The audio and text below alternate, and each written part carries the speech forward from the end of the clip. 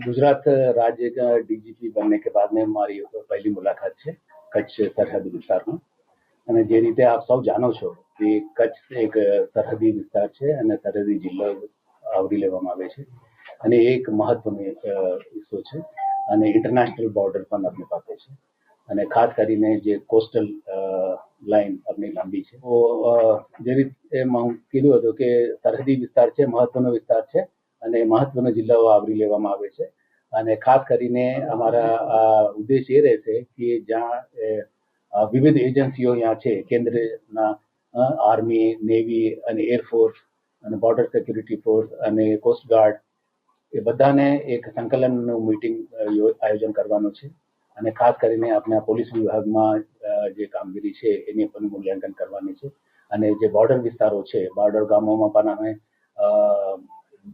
December મહિનામાં આવેલા હતા. માન્ય નાયબ મુખ્યમંત્રી શ્રીના સાથે અમે આવેલા હતા અને દૂરના વિસ્તારો અને ગામોની મુલાકાત પણ લેવામાં આવેલી છે.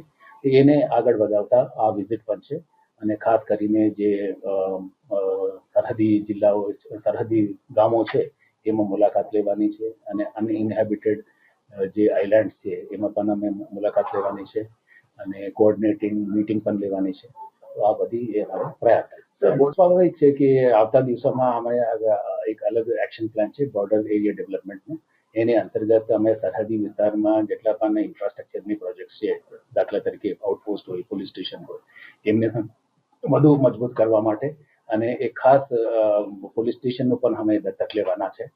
માનનીય પ્રધાનમંત્રીશ્રીનો ઉદ્દેશથી એક પોલીસ સ્ટેશનનું પણ દત્તક લેવાનું છે. તો મારે કચ્છમાં એક પોલીસ સ્ટેશનનું પણ એક દત્તક લેવાનું છે. એને આપણે વિઝિટ કરશું.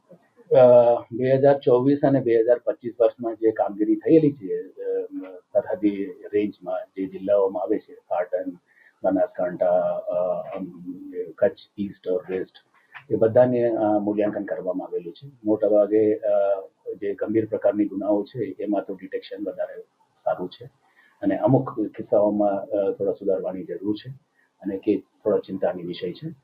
દાખલા તરીકે ફેટલ એક્સિડન્ટ્સ હોય, હાઈવે છે આપણી પાસે, એ હોટસ્પોટ્સ પણ એ લોકોને આઈડેન્ટિફાઈ કરવામાં આવેલું છે.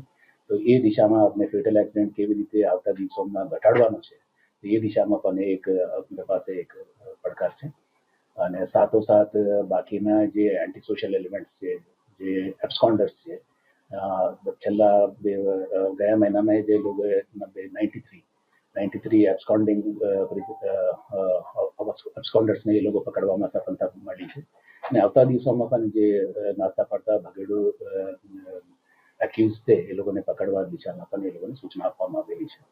જે અમારા આજની જે યુગમાં મોટા પડકાર છે એક સાયબર ક્રાઇમ છે, બરાબર છે, અને સાયબર ક્રાઇમનો એક એ ભાગ છે કે ડિજિટલ અરેસ્ટ વાળું છે અને મોટા ભાગે જે ડિજિટલ અરેસ્ટ જે સિનિયર સિટીઝન્સ હોય અથવા પેન્શનર્સ હોય એ લોકોને એ લોકો ટાર્ગેટ કરતા હોય છે અને અમે સાયબર સેન્ટર ઓફ એક્સલન્સ હવે ગાંધીનગર ખાતે એક વિકસાવવામાં આવેલું છે.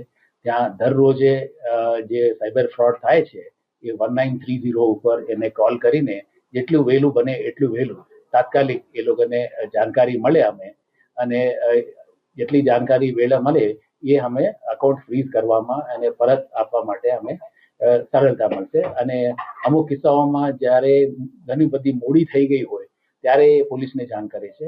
તે વખતે તો ત્યાં સુધી તો આપણા એમને પૈસા અલગ અલગ લેવલ ઉપરથી ટ્રાન્સફર થતા હોય છે.